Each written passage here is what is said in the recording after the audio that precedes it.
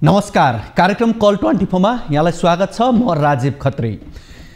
कामको जिम्मेवारी लिएपछि समयमै काम सम्पन्न नगर्ने नेपालको राष्ट्रिय रोग बनेको छ। यो रोगका कारण मुलुकको समग्र विकासको गति नै धीमा भएको छ। सडक, पुल, भवनको त कुरै छाडौं, बिरामीको जीवनसँग जोडिएको अक्सिजन प्लान्ट लगाउने काममा पनि ढिलासुस्ती गरिन्छ। गएको भदौ महिनासम्ममा बागलुङ स्थित धौलागिरी अस्पतालमा अक्सिजन प्लान्ट जडान गरी सक्नुपर्ने थियो, तर आरोग्य मेडिटेक नामक कम्पनीले यो काम अलपत्र पारिदिएको छ। मानिसको जीवनसँग जोडिएको यस्तो संवेदनशील काममा भइरहेको लापरवाही आज हाम्रो कार्यक्रमको प्राथमिकतामा परेको छ। 3 देखि 4 जनासम्म सिट क्षमता भएको टेम्पोमा 6 जनासम्म राखिन्छ। सिट क्षमता भन्दा बढी यात्रु बोकेर टेम्पो चालकहरू ट्राफिक प्रहरीको आँखै अगाडि हुइकिन्छन्, तर यो विषय कसैका लागि पनि मतलबको विषय बन्दैन। यो व्यतिथि हो वीरगञ्ज महानगरपालिकाको। क्षमताभन्दा बढी यात्रु राख्नु, रुट पर्मिट नलिनु, जताभावी पार्किङ गर्नु वीरगञ्जका लागि सामान्य कुरा हो। गर्न नहुने यी काम गर्दा पनि यो सहरमा कसैलाई अनौठो लाग्दैन। यस्तो लापरवाहीले जब दुर्घटना हुन्छ, मानवीय क्षति हुन्छ, त्यसपछि मात्रै चेत्ने हो त। वीरगञ्जमा टेम्पोहरूको यो मनलाग्दी र निरीह स्थानीय ट्राफिक प्रहरी सम्बन्धी विषय वस्तुको रिपोर्ट पनि आज हामीसँग छ। कार्यक्रममा प्राथमिकताका साथ यसलाई पनि ल्याएका छौँ। जनताका समस्या, गुनासा र जिज्ञासा प्रत्यक्ष थाहा पाउन सार्वजनिक सुनवाई गर्नुपर्छ। स्थानीय तहहरूमा कुनै संसद हुँदैन, जनताले आफ्ना कुरा राख्ने ठाउँ पनि हुँदैन। यही भएर पनि सार्वजनिक सुनवाईलाई अनिवार्य गरिएको छ। जनप्रतिनिधिहरू कम्तीसम्म चलाक छन् भने जनताको प्रश्नको सामना गर्नु पर्ला कि भन्ने पिरले सार्वजनिक सुनवाई हुने सूचना नै नटाँसी गोप्य रूपमा, कर्मकाण्डको रूपमा सार्वजनिक सुनवाई सम्पन्न गर्न थालेका छन्। बागलुङको लेकम गाउँपालिकामा यसपटक यस्तै भयो। लेकममा गोप्य रूपमा भएको सार्वजनिक सुनवाईको अन्तर्वस्तु आजको हाम्रो कार्यक्रमको प्राथमिकतामा छ। यसको अलावा तपाईहरूको गुनासोलाई हामी कार्यक्रममा प्रत्यक्ष समेट्नेछौँ।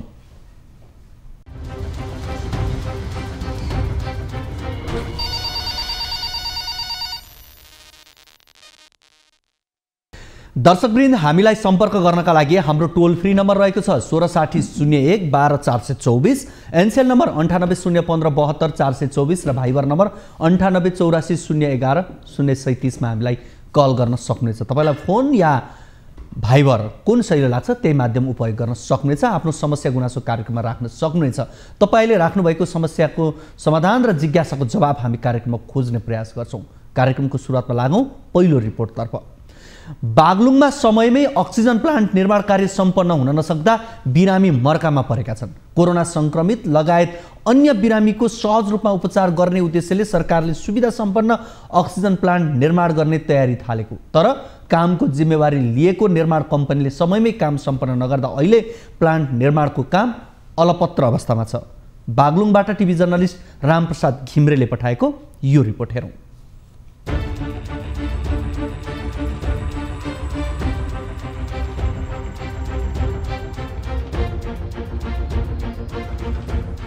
बागलुङको धौलागिरी अस्पतालमा अक्सिजन प्लान्ट सम्पन्न गर्न आरोग्य मेडिटेक निर्माण कम्पनीले 2 करोड 32 लाख रुपैयाँ ठेका लिएको थियो।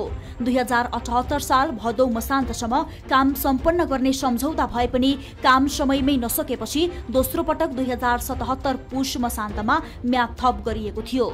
राजधानी लगायत देशका शहरी क्षेत्रका अस्पतालमा जस्तै सुविधा सम्पन्न अक्सिजन प्लान्ट राख्न अक्सिजन निर्माण कार्य जिम्मेवारी लिएको आरोग्य मेडिटेक निर्माण कम्पनीले काम सुरु गरे पनि सम्झौता अनुसारको काम नगरेको कारण अक्सिजन प्लान्ट अगाडि बढ्न नसकेको धौलागिरी अस्पतालले जनाएको छ।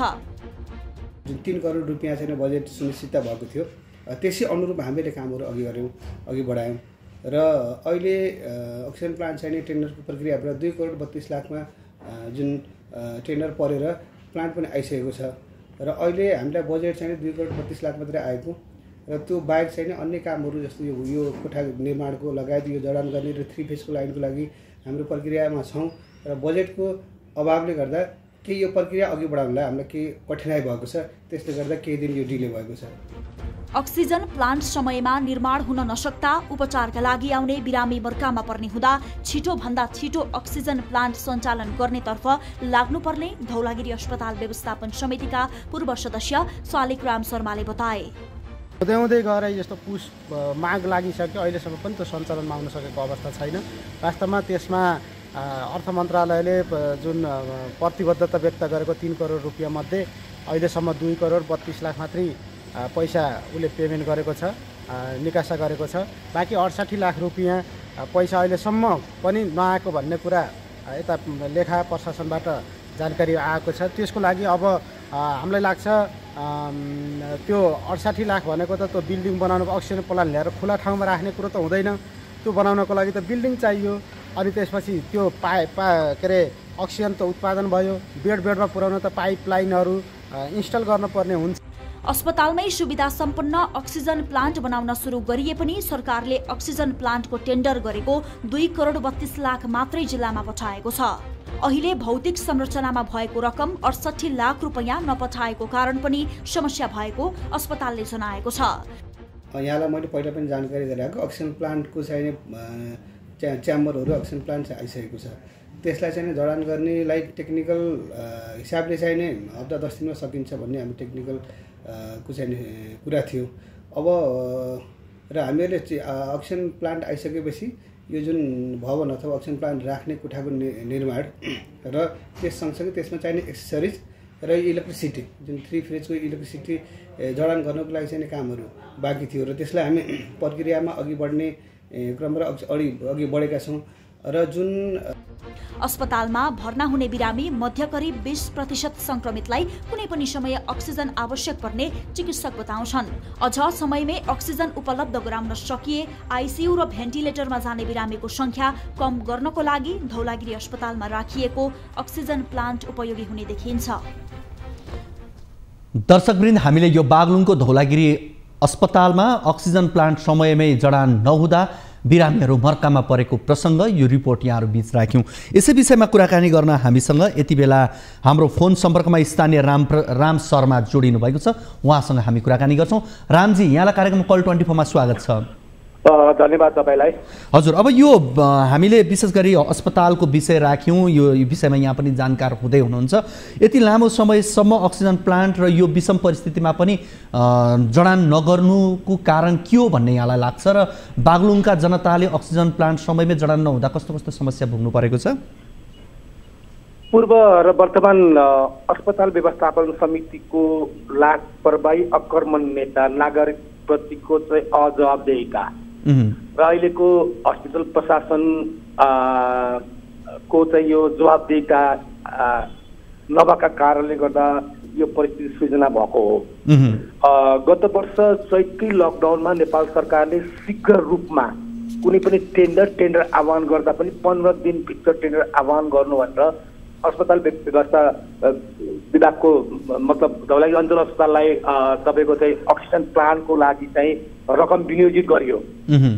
त्यो 15 दिनभित्र उहाँहरूले चाहिँ हामीले चाहिँ 2-3वटा कम्पनीसँग पनि कुरा गर्यो। 15 दिनभित्र त्यो अक्सिजन प्लान्ट चाहिँ उहाँहरूले चाहिँ जोड्न सक्नुहुन्थ्यो। 16 शैय्याको चाहिँ 200 चाहिँ बिरामीलाई पुग्ने अक्सिजन प्लान्ट थियो। त्यो अहिलेसम्म जोडिएको छैन। कोरोना कहर सकियो, त्यसपछि उहाँहरू सुस्ता आउनुभयो। अहिले मात्रै अस्पतालमा चाहिँ जम्मा 16 जनालाई पुग्ने चाहिँ तपाईँको अक्सिजन प्लान्ट छ। जुन प्लान्ट चाहिँ मौजूदा प्लान्ट छ त्यो एकदमै तपाईँको चाहिँ जीर्ण छ, त्यो मर्मत गरिएको छैन र अस्पतालसँग जम्मा 30वटा मात्रै सिलिन्डर थियो। हामीले स्थानीय रूपमा चाहिँ धेरै हारगुहार गऱ्यौँ र 200वटा चाहिँ सिलिन्डर हामीले पुऱ्यायौँ धेरै ठाउँबाट यताउता गरेर।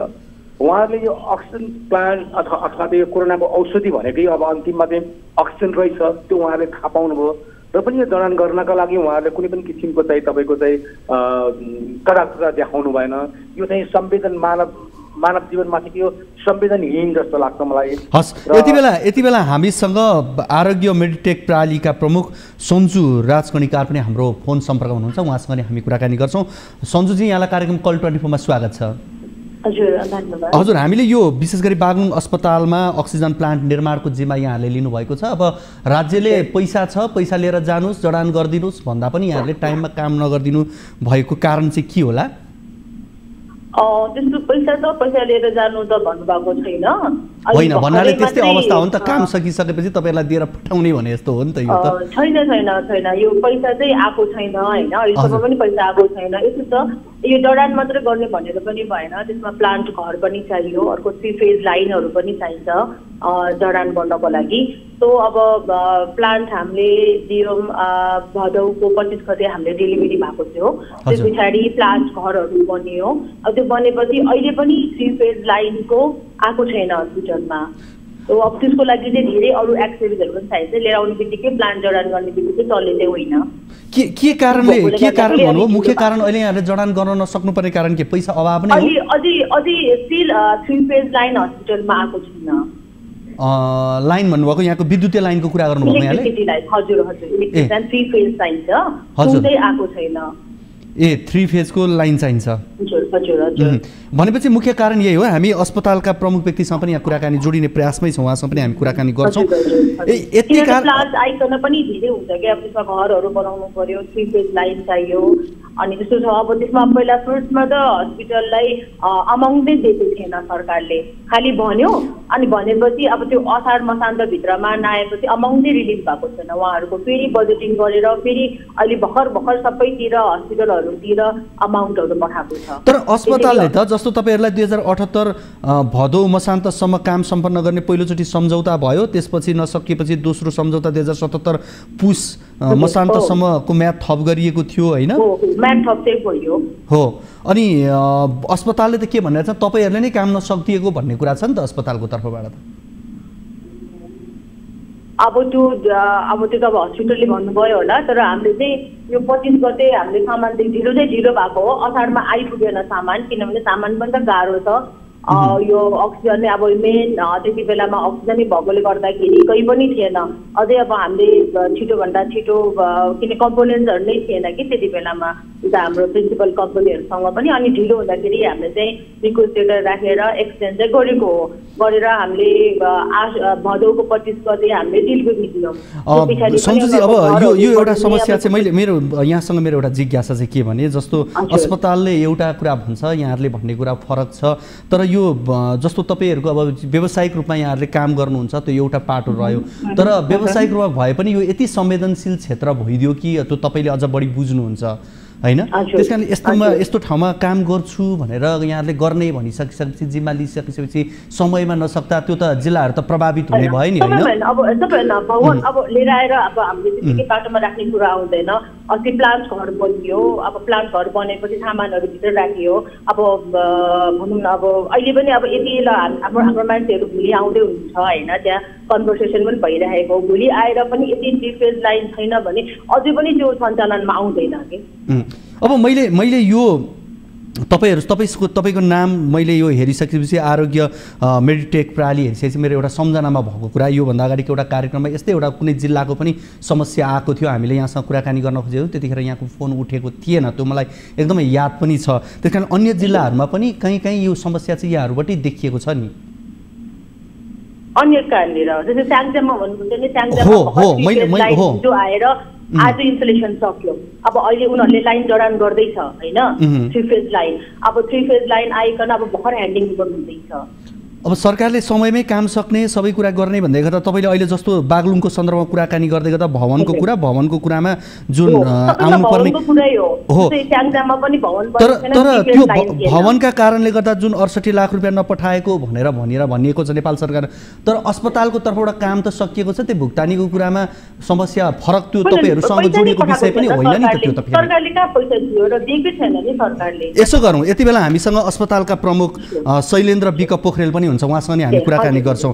डाक्टर साहब, यहाँलाई कार्यक्रम कल 24 मा स्वागत छ। डाक्टर साहब, अहिलेसम्म यो अक्सिजन प्लान्ट यहाँहरूले सञ्चालन गर्न नसक्नुको मुख्य समस्या के हो, कारण के हो? अक्सिजन प्लान्ट चाहिँ हाम्रो सञ्चालन पुरानो सञ्चालनमा छ। यो नयाँको कुरा गर्दैछु म तपाईँसँग। नयाँ चाहिँ त्यही त हामीले यो इन्स्टलेसनको प्रोसेसमा केही हामीलाई कठिनाइ भयो। हामीले प्रोसेसमा अघि बढेका थियौँ होइन। त्यो हामीलाई चाहिँ जुन 3 करोड बजेटको चाहिँ सुनिश्चित भएको थियो, त्यही अनुसार चाहिँ हामीले प्लान्ट र अनि त्यसपछि त्यहाँको त्यो भवन बनाउने कुरा र इन्स्टलेसनको चाहिँ लगभग 50 लाखको चाहिँ हामीले बजेट छुट्याएर त्यही अनुसार प्रोसेसमा गएका थियौँ, अघि बढेका थियौँ। र थोरै चाहिँ बजेटको अक्सिजन प्लान्टको जुन 2,32,00,000 चाहिँ हामीले टेन्डर गरेका थियौँ त्यसको मात्रै बजेट पछि उपलब्ध भयो भनेको अहिले यो अक्सिजन प्लान्टको काम हुन नसकेको भनेको बजेट अभाव मात्रै हो। त्यसो भए एउटा बजेट हामी प्रोसेसमा गएको थियौँ, बजेट सुनिश्चित नभएर प्रोसेस अलिकति डिले भयो। त्यसलाई छिटो समाधान गरेर हामी अघि बढ्छौँ र यसको लागि चाहिँ हामीले अब त्यो थोरै डिले भयो हुनाले हाम्रो पुरानो अक्सिजन प्लान्टमा बुस्टर चाहिँ जोड्यौँ। अहिले हाम्रो प्रदेशबाट चाहिँ यो अलिकति समस्या भयो भनेपछि अर्को बुस्टर जुन फिलिङ गर्ने सिस्टम चाहिँ हामीले अर्को प्लान्टमा चाहिँ जडान गरेर अहिलेको समस्या समाधान गर्नको लागि पुरानो प्लान्टमा बुस्टर पनि जोडेर हामीले सञ्चालनमा ल्याएका छौँ होइन। र अहिले अक्सिजनको त्यसरी हामी यो अलिकति हजुरहरूको कन्सर्न ठिक छ तर त्यो डिले भयो, त्यसलाई समाधानको लागि चाहिँ ठिक छ सर। मैले यहाँसम्म जस्तो पुरानो सञ्चालनमा छ, सञ्चालन यहाँ ल्याउनु भयो, त्यो एउटा राम्रो काम भयो, ठिक छ त्यसलाई। तर नयाँ काम हुन नसक्नु कारण चाहिँ जस्तो हामीलाई यहाँ आएको तपाईँले योभन्दा अगाडि यहाँ बाइटमा बोल्नु भएको सबै कुराहरू हेर्दाखेरि जसले निर्माण गर्छु भनेको त उहाँहरूबाट केही समस्या हो कि होइन उहाँहरूबाट? मैले यति मात्रै अहिले बुस्टर अलिकति उहाँहरूको सामान पनि ढिलो आएको हो। हजुर भर्खरै बुस्टर चाहिँ आएको छ। हजुर त्यो किनभने मैले हजुरलाई लास्ट टाइम पनि भनेको थिएँ अब त्यो चाइनाबाट उहाँहरूले ल्याउने रहेछ, बाई रोड आउने हुनाले अलिकति डिले भयो भन्ने कुरा हो होइन। अब त्यसलाई इन्स्टलेसनको लागि थोरै हामीले बजेटको सुनिश्चितता गरेर हामीले प्रोसेसमा अघि बढ्ने भनेको थियो, प्रोसेसमा अघि बढेका छौँ, त्यसलाई छिटो समाधान गर्छौँ। अब तपाईँहरूको तर्फबाट उहाँहरूलाई काम गर्नका लागि सहजीकरण त्यो वातावरण बनाइदिने काम चाहिँ कहिलेसम्म सक्दिनुहुन्छ? त्यसो भए सकिएला यो सञ्चालन चाहिँ? हजुर यो नयाँ जडानका लागि नयाँ जडानको प्रोसेस हामी अघि बढाएको छौँ। बजेटको नभए पनि हामीले त्यसलाई प्रोसेसमा अघि बढ्छौँ, बजेटले मात्रै हामी रोकिँदैनौँ। यो बुस्टर चाहिँ भर्खरै आइपुगेको छ, त्यो बुस्टर आउन पनि ढिलै भयो होइन। इक्विपमेन्ट भर्खरै आइपुगेको छ, अब त्यसलाई जडानको प्रोसेसमा चाहिँ हामी अघि बढेका छौँ। हामीसँग म सन्जुजीतर्फ लाग्छु। सन्जुजी अब तपाईँहरूको तर्फबाट काम कहिलेबाट सकिन्छ होला, कहिलेसम्म सुरु भएर? यसो छ, हाम्रो इन्जिनियर अहिले पोखरामा हुन्छ, भोलिबाट नि हुन्छ। हाम्रो अब भोलि उता धौलागिरी जाँदै हुनुहुन्छ, अब गएर एकजना त हिँडी पनि सक्नुभयो, साइट भिजिट पनि भइसकेछ। अब भोलिबाट हामी काम स्टार्ट गर्छौँ। हस् यहाँहरू दुवैजनालाई धेरै धेरै धन्यवाद। यो जनतासँग आम नागरिकसँग जोडिएको विषय चाँडो समाधान होस्। हस् हुन्छ धन्यवाद। हस् हामीसँग हुनुहुन्थ्यो विशेष गरी हामीले यो धौलागिरी अस्पताल बागलुङमा अक्सिजन प्लान्ट समयमै जडान हुन नसक्दा आम नागरिकले समस्या भोग्नु परेको सन्दर्भ राख्यौँ। हुन त उहाँहरूले पुरानै अक्सिजन प्लान्टबाट काम चलाइरहेको भनेर डाक्टर साहबले भन्दै हुनुहुन्थ्यो, त्यो ठिक छ अहिले चल्यो, तर नयाँ पनि काम समयमै सुरु हुनुपर्छ। त्यो पुरानो कुनै समय अवरुद्ध भयो, केही समस्या भयो भने झन् समस्या हुनसक्छ। त्यस कारणले राज्यले लगानी गरिसकेपछि लगानीको प्रतिफल समयमै हुनुपर्छ भन्ने कुरा मात्रै हो। र हामीले यस विषयमा रहेर स्थानीय रामप्रसाद शर्मासँग कुराकानी गऱ्यौँ। त्यस्तै गरी हामीले आरोग्य मेडिटेक प्रणाली जसले यो जडान गर्ने जिम्मेवारी लिएको छ त्यहाँको प्रमुख सन्जु राज कणिकारसँग कुराकानी गऱ्यौँ भने धौलागिरी अस्पताल बागलुङका medical superintendent doctor Shailendra Bika पोखरेलसँग पनि कुराकानी गऱ्यौँ। अब लाग्छौँ दोस्रो रिपोर्टतर्फ। वीरगञ्ज महानगरपालिकामा सञ्चालित 3 पाङ्ग्रे टेम्पोहरूले क्षमताभन्दा बढी यात्रु बोकेर यात्रा गर्न छाडेका छैनन्। यसभन्दा अगाडि पनि हामीले बारम्बार यो विषयमा कार्यक्रममा उठान गरिरहेका छौँ, रिपोर्टहरू राखिरहेका छौँ। महानगरमा सञ्चालित 3 चक्के टेम्पो तथा ई रिक्साहरू आफ्नो मापदण्डभित्र रहेर सवारी सञ्चालन नगर्दा यात्रुहरू मर्कामा पर्ने गरेका छन्। 3 चक्के टेम्पो र ई रिक्सा सञ्चालनका लागि महानगरपालिकाले मापदण्ड बनाएको छ, तर टेम्पो र ई रिक्सा चालकहरूले मापदण्डलाई अटेरी गर्दा वीरगञ्ज महानगरवासीले दैनिक ट्राफिक जामको समस्या खेप्नु परिरहेको छ भने दुर्घटनाको सम्भावना पनि उत्तिकै बढेको छ। पर्साबाट टिभी जर्नलिस्ट हरिशङ्कर शर्माले पठाएको यो रिपोर्ट हेरौँ।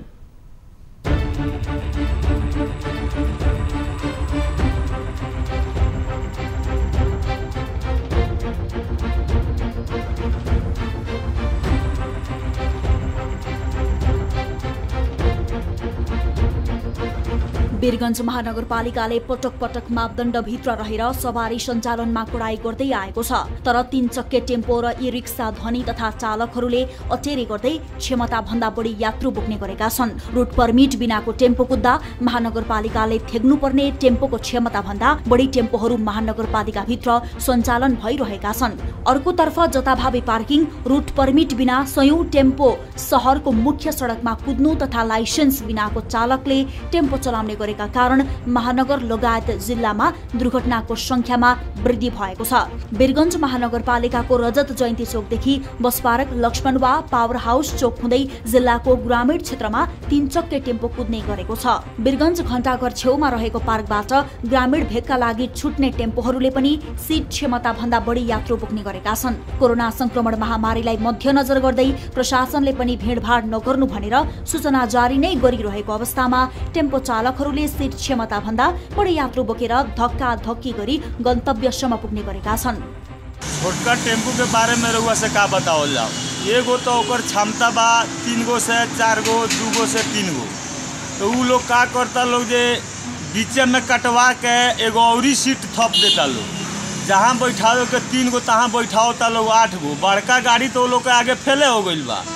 बाई गॉड अगर कहीं दुर्घटना हो ताटे तो ओक बारे में ना पुलिस सोचता ना ट्रैफिक सोचता। अब के जब पुलिस पैसा लेके चलावता कि फ्री में चलावता, ट्रैफिक पैसा लेके चलावता कि फ्री में चलावता, अभी प्रशासन जाने गोड़ बाहर निकाल के बैठला से ना। अब बैठाई के परी क्षमता बा 3 आदमी के उम्र हुआ 5 आदमी बैठाई तो केहू के टांग हेने निकली तो केहू के गोड़ हेने निकली, आधा धर बाहरे रही आधा धर गाड़ी में रही। अब कथी कहल हमनी तंग आ गइल बानी सब प्रशासन से, आई छोटका गाड़ी वाला लोग से बेचैन क के रख देले बालू साहब। पुलिस सब चेकिंग ना करेला, कहाँ करता? टाइट होई तो 5 दिन से 4 दिन टाइट होई, फिर का होला का ना होला, फिर सरदरे रहेला जैसे कि तैसे रहेला। होला टाइट 1 दिन खातिर 2 दिन खातिर टाइट होई, महीना में साल भर में 2 साल में कहीं 5 दिन खातिर टाइट होई, तैसा रही। महानगरपालिका भित्र चल्ने 3 चक्के टेम्पो सञ्चालनका लागि महानगरपालिकाले 2076 सालमा नै ऐन निर्माण गरेको छ, तर त्यो कागजमा मात्रै सीमित रहेको छ। महानगरपालिकाले यातायात तथा सवारी व्यवस्थापन कार्यविधि 2076 ल्याएको 2 वर्ष बित्न लाग्दा पनि ऐन कार्यान्वयन हुन सकेको छैन। हालसम्म महानगरपालिका भित्र चल्ने कुनै पनि टेम्पोले रुट इजाजत लिएको छैनन्। महानगरपालिका में गाड़ी सीट अनुसार गाड़ी नहीं के चलत, ठीक बा। सीट अनुसार से क्षमता से बड़ी पैसेंजर बैठावता के लोग, कोई के टांग निकलता, गोड़ निकलता, गाड़ी कहाँ से घुमाओ के बा, के रोके के बा, कहाँ रोके के बा, ये भी नहीं के नियम कानूनी। यहाँ गाड़ी पकड़ाता, इंचार्ज 50 रुपया 100 रुपया लेता, लेके या का करता कि जे जाके छोड़ा देता ओकर कोनो माई बाप नहीं थे। 3 सीट के गाड़ी बा, 3 सीट में अपने के 6 गो बैठावता नहीं। ये नियम कहाँ के बा? ये अगर पुलिस प्रशासन ट्रैफिक चेकिंग नहीं के करत, लाइसेंस चेकिंग नहीं के करत, ठीक बा। जाता भाभी गाड़ी चलता, ओकरा बाद में का होता कि जे यदि बा परमिट कोई के नहीं खे गाड़ी, ये बिना परमिटे के चलला गाड़ी, बिना परमिटे के गाड़ी चलता, चेक चाक कहीं नहीं खे। हटौड़ा के गाड़ी आवता यहाँ चलता, 100 रुपया इंचार्ज लेता, लेके चला होता गाड़ी। हर एक टेम्पो से इंचार्ज पैसा उठावे लगा? हाँ, हर एक टेम्पो 50 से जासा से सबसे उठावता आ गाड़ी चलवावता, एकर कोनो माई बाप नहीं। यहाँ कितना संख्या में टेम्पो चलेला? मोटा मोटी यहाँ 400 से ऊपर टेम्पो, 3 चक्का। कोनो के लाइसेंस नहीं है? कोनो के लाइसेंस नहीं। चेकिंग के तो 25% मात्र गाड़ी चली, ना तो बाइक सब गाड़ी कमीशन दे के गाड़ी चलता। सुने में आई जहाँ तहे रोक भी देवेला लोग। हाँ, जहाँ तहे तो नियमे नहीं के, कहाँ रोके के बा उ नियम ठाए नहीं के, रोक जगह बा जाता भाभी। अब गाड़ी है से पाछे से आवता तले हैंगे घुमा देता के लोग।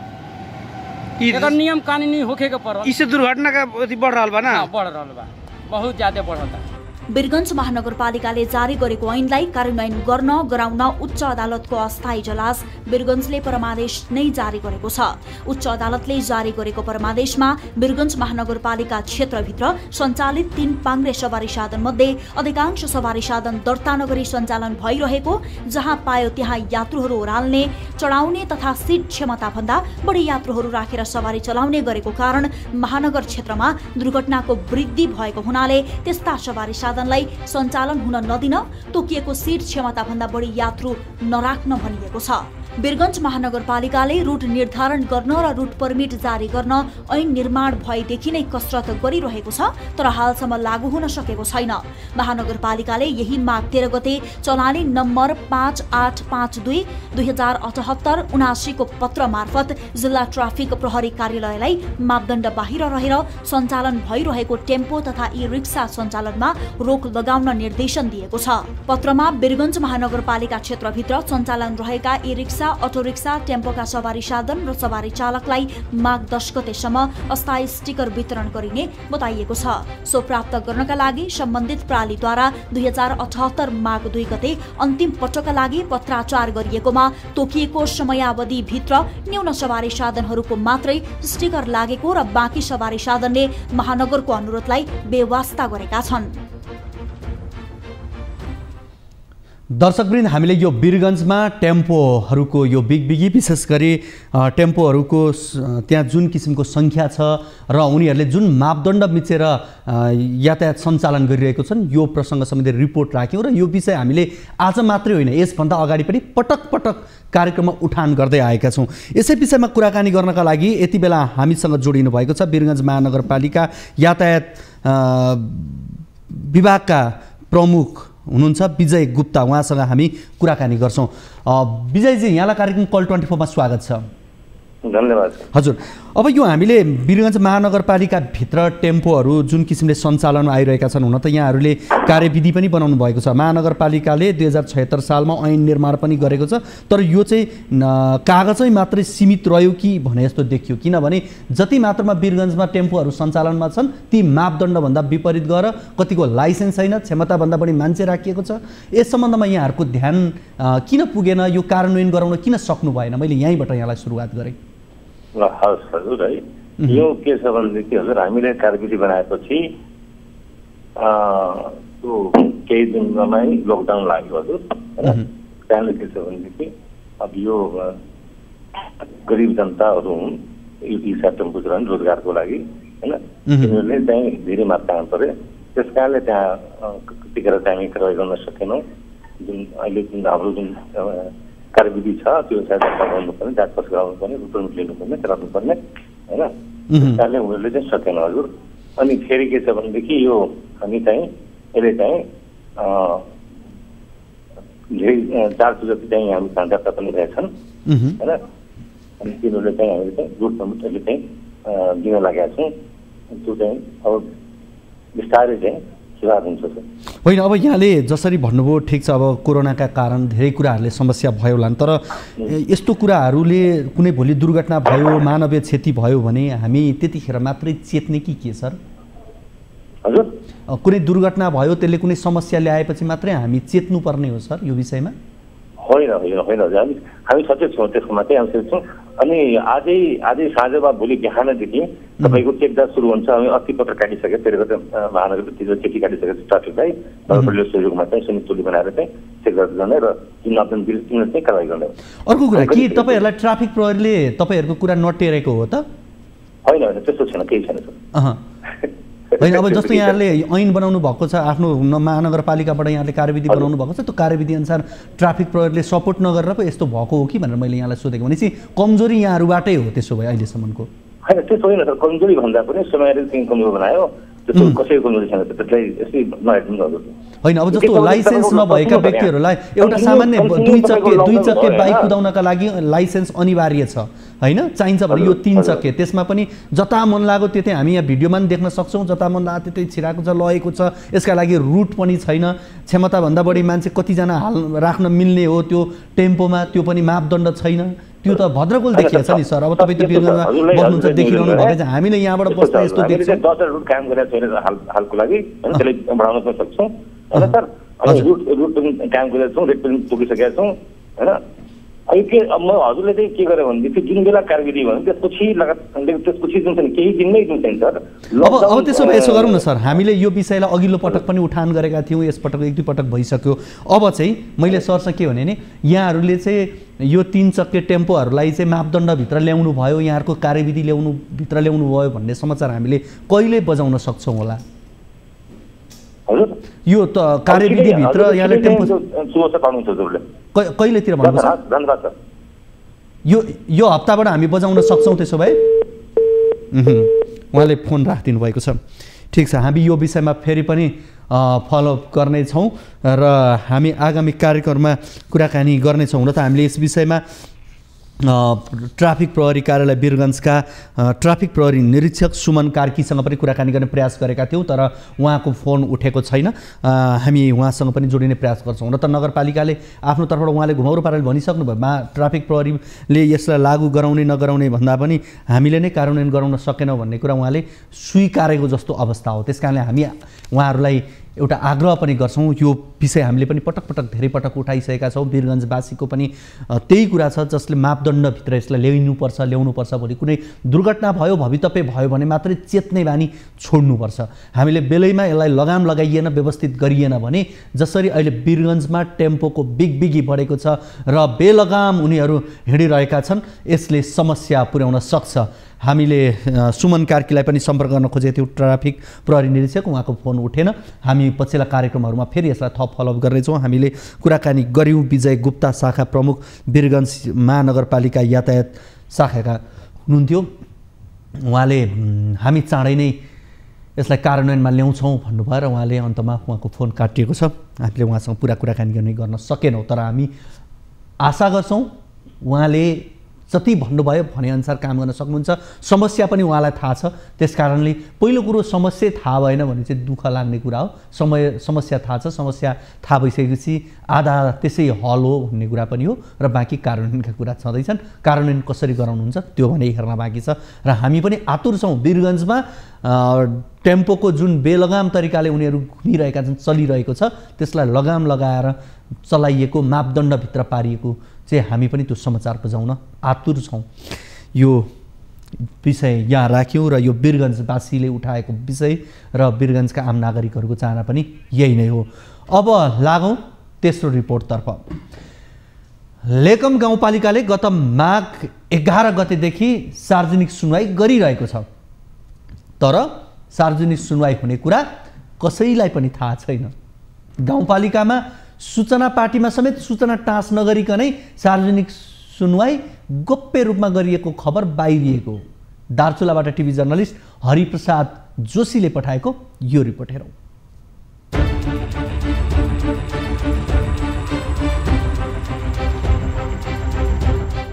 दार्चुला जिल्लाको लेकम गाउँपालिकाले आर्थिक वर्ष 2077-78 देखि सार्वजनिक सुनवाई नै गरेको छैन।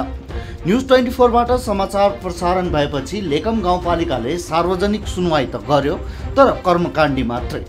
जनताले सरकारका गतिविधिहरूबारे स्वतन्त्र रूपमा गुनासो राख्न पाइने संविधानमै लिपिबद्ध कार्यक्रम सार्वजनिक सुनवाईलाई गोप्य रूपमा सञ्चालन गरिरहेका छन्।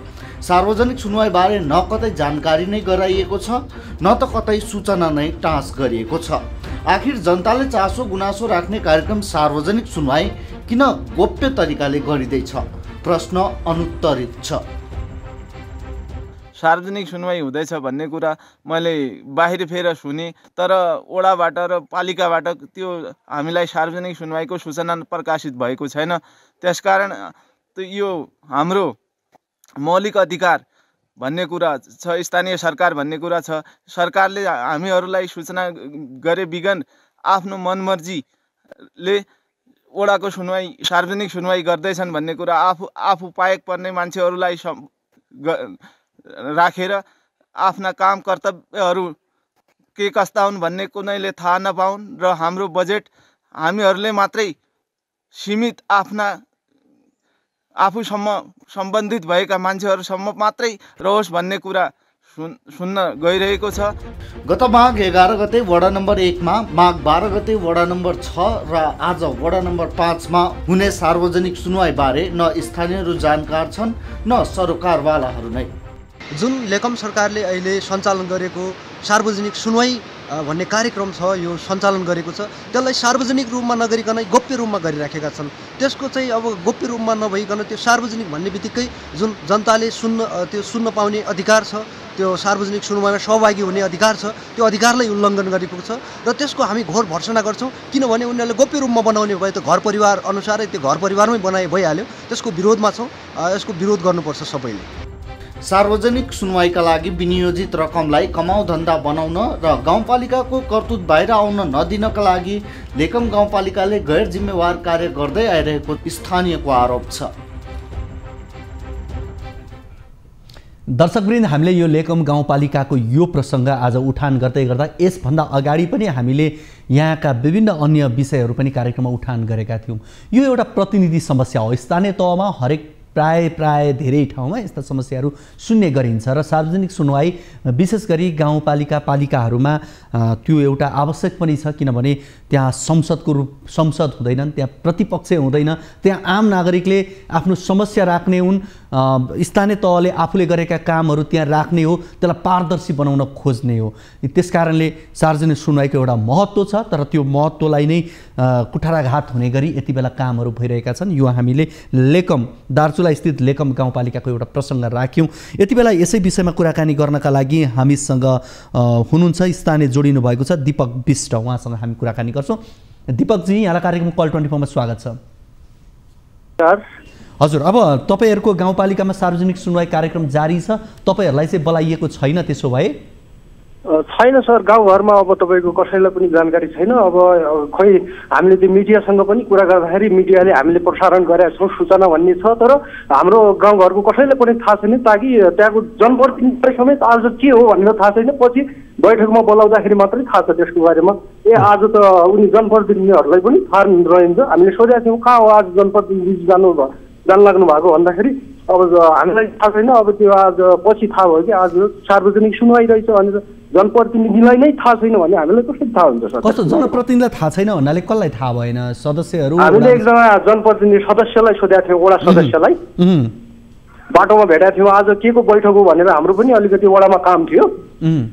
अब तिनी अब जनप्रतिनिधिलाई सोधेको, अब बाटोमा भेट्दाखेरि हामीलाई थाहा छैन, अब उतै गएर थाहा हुन्छ भन्ने कुरा गर्नुभयो। अब उनीहरूको अब तपाईँको वडा नम्बरको कुरा गर्दाखेरि अब उनीहरूले नबताउन खोजे हो कि अब त्यसमा खै उहाँलाई नै थाहा नभएको हो, अब हामीलाई त थाहा नहुने हो। दीपकजी, हामीले यसभन्दा अगाडि यही लेकम गाउँपालिकाकै हो जहाँ प्रधानमन्त्री स्वरोजगार कार्यक्रमको विषय पनि हामीले राखेका थियौँ, उठान गरेका थियौँ यो विषय, र त्यतिखेर पनि सार्वजनिक सुनवाई समयमा भएन भन्ने कुरा पनि हामीले राखेका थियौँ। किन यो गाउँपालिकामा यो किसिमको समाचार बारम्बार आइरहनु पर्ने, हामीले प्रसारण गरिरहनु पर्ने यो अवस्था किन बनेको हो यहाँ? होइन सर, यो त अब सिम्पल अब त्यहाँसम्म राष्ट्रिय मिडियासम्म पुग्नु भनेको त यो एउटा साधारण समाचार मात्रै। अझै लेकमभरि चाहिँ लेकमको यदि त्यसको उ गर्ने हो भने त्यो समाचार अब त्यो राम्रो तरिकाले हेर्ने हो भने लेकममा धेरै यस्ता काण्डहरू चाहिँ भइरहेका हुन्छन्। अब हामीले गाउँपालिकाका अध्यक्षसँग पनि कुराकानी गर्न खोजेका थियौँ, प्रमानन्द जोशीसँग। उहाँको मोबाइल अफ छ भनेर मैले जानकारी पाएँ। हुन त अब आज वडा नम्बर 5 मा सार्वजनिक सुनवाई भइरहेको होला होइन? अब भनेपछि अब यो बारम्बार यो विषयहरू उठिरहन्छन्। अब यो गाउँपालिकाको समस्या हुन त हाम्रो कार्यक्रमको नेचर पनि अब हामीले आम नागरिकहरूको समस्या गुनासोमाथि नै केन्द्रित रहेर कुराकानी गर्ने भइरहेका कारणले पनि त्यहाँका नागरिकहरूले अलिक बढी चासो पनि देखाउनु भएको छ तपाईँहरूले पनि। अब यो सार्वजनिक सुनवाई उहाँहरूले तपाईँहरूलाई नराख्नुको कारण के हुनसक्छ? अब खै अब त्यो भित्र अब भइराखेका अब आज भोलि के अरे त्यो भ्रष्टाचारका कुराहरू छन्। अब चुनावी बजेट भनेर जुन व्यक्तिगत योजनाहरू दिएका छन् तिनीहरूमा उनीहरूले अब भागभण्डा गर्ने किसिमका कुराहरू हुन्छन्। तिनीहरू यति बेला हामीसँग लेकम गाउँपालिकाका अध्यक्ष प्रमानन्द जोशी जोडिनु भएको छ, उहाँसँग कुराकानी गर्छौँ। अध्यक्षज्यू, यहाँलाई कार्यक्रम कल 24 मा स्वागत छ। हजुर अध्यक्षज्यू। हजुर, यहाँलाई कार्यक्रम कल 24 मा स्वागत छ। धन्यवाद, नमस्कार हजुर। हजुर, तपाईँ के सार्वजनिक सुनवाई कार्यक्रममा हुनुहुन्छ यति बेला? होइन, कार्यक्रम चलिरहेछ। चलिरहेछ।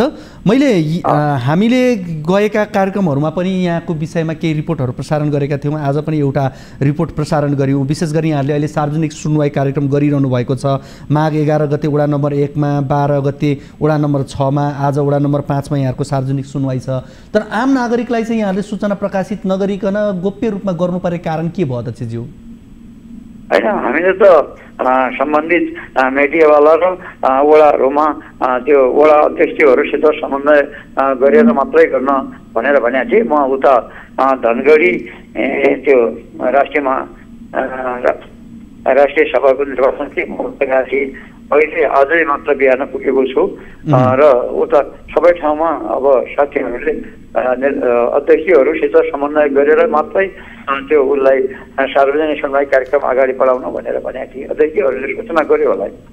तर तपाईँकै त्यहाँका स्थानीयहरूले त के भन्नुहुन्छ भने हामीलाई अहिलेसम्म थाहा पनि छैन, सार्वजनिक सुनवाई गर्ने भन्ने कुनै सूचना पनि टाँस गरिएको छैन, कसरी गरिँदैछ के गरिँदैछ आफ्ना मान्छे मात्रै राखेर गाउँपालिकाभित्रका कुराहरू हामीले उठान गर्नै पाएनौँ, हामीलाई संविधानले दिएको कानुनले दिएको अधिकार प्रयोग गर्न पाइनौँ भनेर गुनासो गरिरहनु भएको छ नि त। त्यो अध्यक्षहरू जानकारी गर्यो होला नि, किन गरेन होला। ल यतिखेर एकजना स्थानीय हामीसँग हुनुहुन्छ, उहाँको कुरा सुन्नुहोस् है त। दीपकजी। हजुर भन्नुहोस् त अध्यक्षज्यूलाई, उहाँलाई जानकारी गराइदिनुहोस् त तपाईँलाई थाहा नभएको कुरा। होइन अब अध्यक्षज्यूलाई अब त्यो उहाँलाई पनि धेरै कुराहरू त अब थाहा छ कि छैन हामीलाई पनि थाहा छैन, तर उहाँले कति दिन अगाडि चाहिँ त्यो सूचना लगाउनु भएको थियो, टाँस गर्नुभएको थियो हामीले, अनि कति दिन चाहिँ अब जनताहरूले त्यस सूचनाको बारेमा कतिजना सहभागी भयो भन्ने कुरादेखि लिएर अब अन्य कुराहरू छन्। तपाईँले कति दिन त्यो सूचना टाँस गर्नुभयो अनि वडामा टाँस गर्नुभयो कि भएन भन्ने कुराहरू पनि हुन्छन्। भनेपछि अध्यक्षज्यू कुरो के हो भनेपछि त्यो जुन सार्वजनिक सुनवाई गर्ने व्यक्ति थियो उहाँलाई प्रत्येक वडासित समन्वय गरेर वडामा सूचना जानकारी गराएर अध्यक्षहरूसित समन्वय गरेरै मात्र गराउनु होला भनेर भनेको थिएँ। म अस्ति धनगढी गएको थिएँ, धनगढीबाट अझै बिहान पुगेँ फर्केँ, तर अब समन्वय नगरिकनै अब सूचना जानकारी नगरिकनै अध्यक्षहरूले किन गर्यो होला सूचना भन्ने हो। अब सबै कुरो मैले पनि थाहा पाइनँ। अब यो भनेदेखि त सार्वजनिक सुनवाईका नाममा छुट्टिने बजेट मात्रै सकिने काम भयो, आम नागरिकले जसबाट लाभ लिनुपर्ने थियो त्यो चाहिँ हुन नसक्ने भयो नि त होइन अध्यक्षज्यू। अब अनि पालिकामा त भोलि राख्ने भनेर सूचना जानकारी गराएका छौँ। अनि अन्त वडाहरूमा वडा अध्यक्षहरूले सचिवजीहरूले जानकारी गर्नुपर्ने हो, गरेको हुनुपर्ने हो, गरेन भने उहाँहरूको त्यो कमजोरीको पाटो रहेको छ। भनेपछि अब यो विषयमा के भएको तपाईँले सत्य तथ्य बाहिर ल्याइदिनुहुन्छ। अब अध्यक्षज्यू यसो गरौँ, अब म अन्तिममा यहाँसँग अब यो विषय मैले यहाँसँग राखेँ। अर्को भनेको चाहिँ जस्तो हामीले विगतमा प्रधानमन्त्री स्वरोजगार कार्यक्रमको कुरो पनि यहाँको हामीले विषयमा कुराकानी गरेका थियौँ। अहिलेसम्म प्रधानमन्त्री स्वरोजगारको पैसा के भयो भनेर आम नागरिकले थाहा पाउन सकेनन्, कतिले रोजगारी पाए भन्ने थाहा भएन, त्यहाँको जसका लागि कर्मचारी छुट्याइएको थियो उहाँ पनि यति बेला हुनुहुन्न, त्यो कर्मचारी विहीन बन्दा समस्या भयो भन्ने कुरा थियो नि, त्यो विषय चाहिँ के भयो चाहिँ? त्यसको कुरा हामीले एउटा अर्को शाखा हेर्ने मान्छेलाई तत्काल कार्यक्रम अगाडि बढाउने जिम्मेवारी दिएको छ र सूचना खोलेर त्यो 21 गतेसम्म त्यो पदपूर्ति गर्ने दरखास्त आह्वानका निम्ति सूचना भइरहेको छ अहिले। भनेको अब तपाईँको कार्यकालमा यो सार्वजनिक प्रधानमन्त्री स्वरोजगार कार्यक्रम भन्ने चाहिँ नहुने नै भयो है? होइन, 21 गतेभित्र यो मान्छे छनौट रोजगार संयोजक र प्राविधिक छनौट गरेर प्रक्रिया अगाडि बढायो। त्योभन्दा पूर्व एकजना शाखाको कर्मचारीलाई जिम्मेवारी दिएर कार्यक्रम सुरु गराइँदैछ। गराउँदै हुन्छ। अब भनेपछि कति यो महिनासम्ममा हुन्छ त्यो काम? यो महिनासम्ममा कर्मचारी छनौट भइहाल्छ सर। 21 गतेसम्म लास्ट डेट संयोजक र प्राविधिकको। हस् ल, यहाँहरू दुवैजनालाई धेरै धेरै धन्यवाद। अध्यक्षज्यूलाई पनि धन्यवाद, हामीसँग स्थानीय दीपक विष्ट हुनुहुन्थ्यो, उहाँलाई पनि धन्यवाद। हामीले यो लेकम गाउँपालिकाको सन्दर्भमा सार्वजनिक सुनवाई गरियो, तर सार्वजनिक सुनवाई जो प्रति लक्षित भएर गरिनुपर्ने हो उनीहरूलाई नै थाहा छैन। हामीले यो प्रसङ्ग यहाँ राख्यौँ र त्यसै गरी लेकमको यसभन्दा अगाडिको सन्दर्भ अझ भनौँ हामीले प्रधानमन्त्री स्वरोजगार कार्यक्रम लागू हुन नसकेको विषय पनि रिपोर्ट प्रसारण गरेको थियो। त्यति बेला अध्यक्षज्यूसँग कुराकानी हुन सकेको थिएन, आज कुराकानी हुन सक्यो। यो विषयमा उहाँलाई पनि हामीले जोडेका छौँ, कुराकानी भएको छ। आज हामीले विशेष गरी 3वटा रिपोर्ट यहाँहरू बीच राख्यो। अक्सिजन प्लान्ट अलपत्र यो बागलुङको प्रसङ्ग, त्यसै गरी मापदण्ड विपरीत टेम्पो सञ्चालन भएको पर्साको सन्दर्भ र बिना सूचना सार्वजनिक सुनवाईको यो दार्चुलाको प्रसङ्ग, यो 3वटा रिपोर्ट र सम्बन्धित व्यक्तिहरूसँग पनि हामीले कुराकानी गरेका छौँ र हामी तपाईँ दर्शकहरूको फोन कल पनि लिन्छौँ, तपाईँको समस्या गुनासो कार्यक्रममा राख्छौँ। तपाईँ पनि फोन गर्न सक्नुहुनेछ, आफ्नो समस्या गुनासो कार्यक्रममा यहाँले प्रत्यक्ष रूपमा राखेर समाधान खोज्न सक्नुहुनेछ। हामी त्यो प्रयास गर्नेछौँ। तपाईँले आफूले भोगिरहेको देखिरहेको सामाजिक या कुनै पनि समस्याहरू छन् भने, आफूले भोगिरहेका समस्याहरू छन्, विभिन्न निकायबाट तपाईँले काम गर्न खोज्नुभयो, काम गर्न सक्नुभएको छैन, लिन सक्नुभएको छैन भने त्यस्ता समस्याहरू पनि कार्यक्रममा यहाँले राख्न सक्नुहुनेछ। हामीले कार्यक्रममा तपाईँका त्यस्ता फोन कलरलाई पनि प्राथमिकतामा दिन्छौँ र त्यो तपाईँले राख्नुभएको विषयवस्तुलाई हामी कार्यक्रम अवधिमा मात्रै होइन अन्य समयमा पनि यहाँले फोन गर्नुभयो भने हामी लिन्छौँ र हामी त्यसको जवाब खोज्ने प्रयास गर्छौँ, जसका लागि हाम्रो टोल फ्री नम्बर रहेको छ जुन यहाँहरूलाई हामीले भनिरहेका छौँ। फेरि पनि नोट गर्नुहोस्, हाम्रो टोल फ्री नम्बर 1660 01 12 424। त्यसै गरी एनसिएल नम्बर रहेको छ 98 015 72 424 र भाइबर नम्बर 98 84 011 037 मा कल गरेर आफ्नो समस्या गुनासो कार्यक्रममा राख्न सक्नुहुनेछ। तपाईँले राख्नुभएको समस्या गुनासोमाथि केन्द्रित रहेर हामी सम्बन्धित पक्षबाट जवाब खोज्ने प्रयास गर्छौँ र आजको कार्यक्रममा तपाईँहरूले फोन गरेर आफ्नो समस्या गुनासो कार्यक्रममा राख्न सक्नुहुनेछ। यति बेला हामीले तपाईँहरूको लागि समय खुल्ला गरेका छौँ र तपाईँले राख्नुभएको समस्या गुनासो हामी सम्बन्धित पक्षसम्म पुर्याउने प्रयास गर्छौँ हामी र जवाब खोज्ने प्रयास गर्छौँ। यति बेला हामीसँग हामी कोही दर्शकहरूसँग जोडिने क्रममा छौँ र हामी केही समयपछि उहाँसँग जोडिन्छौँ र तपाईँहरू पनि फोन गर्न सक्नुहुनेछ।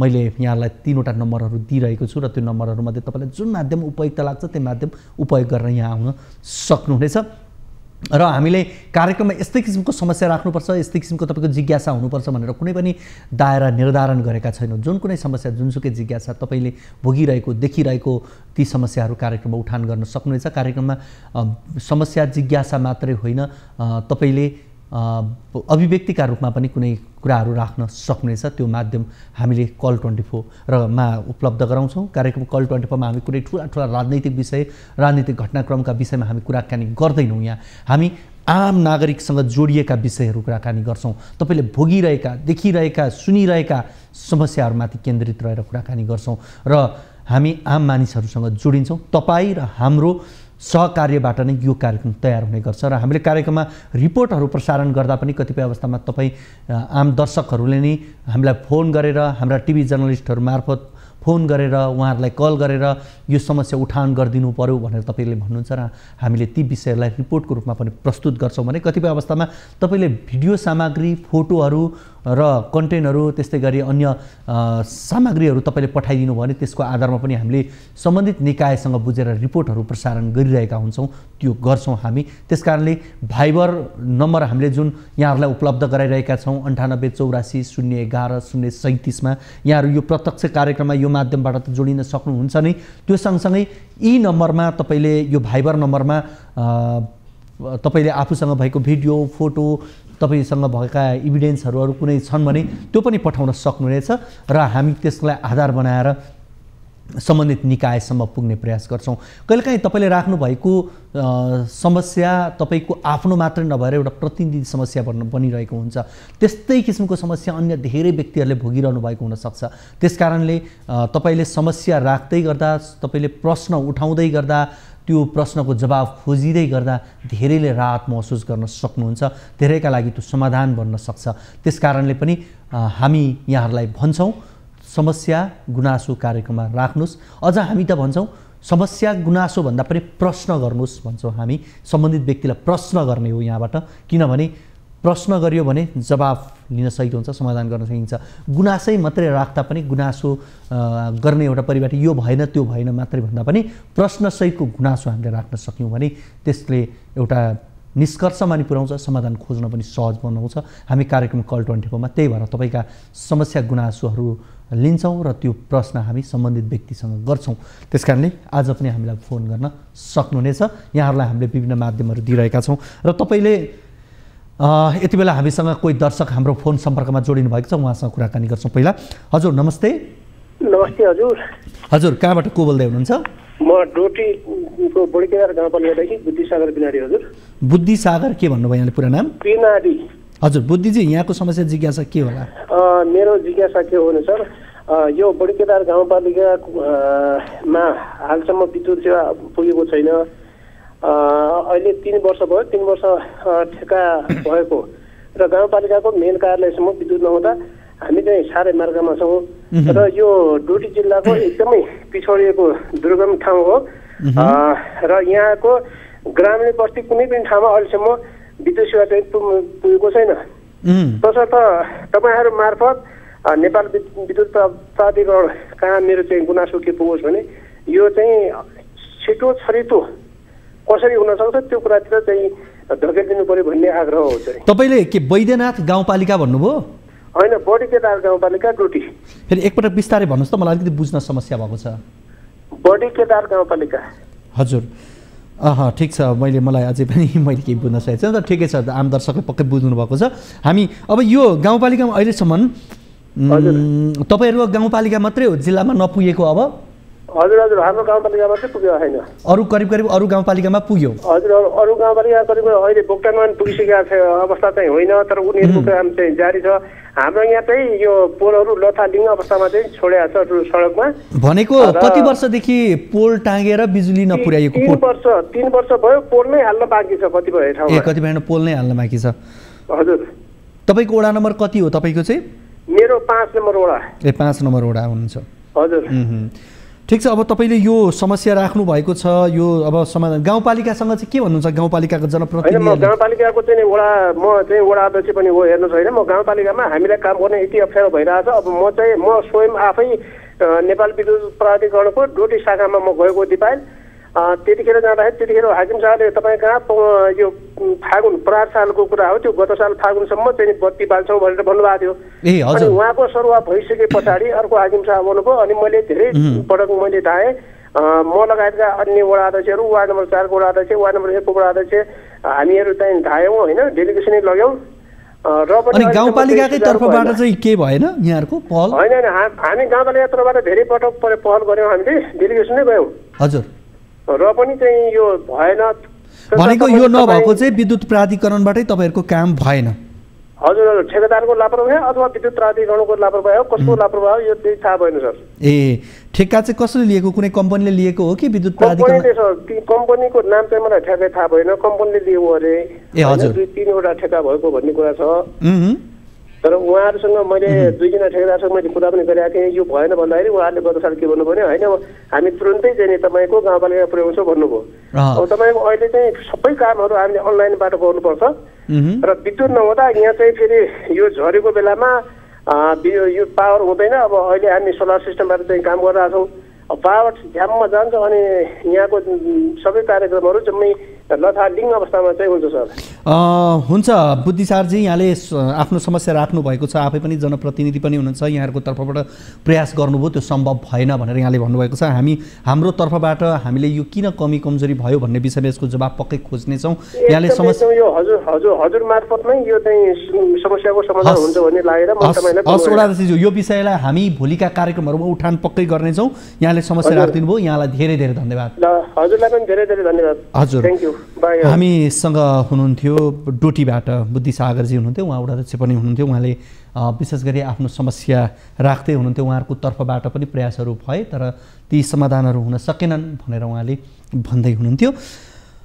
कार्यक्रम कल 24 को आजको निर्धारित समय सकिन लागिसकेको छ र भोलिको कार्यक्रममा हामी अन्य विषयहरू लिएर फेरि तपाईँहरू बिचमा आउनेछौँ, तपाईँका समस्या गुनासोहरूलाई कार्यक्रममा उठान गर्नेछौँ। तबसम्मको लागि बिदा दिनुहोस्। हवस् त, नमस्ते।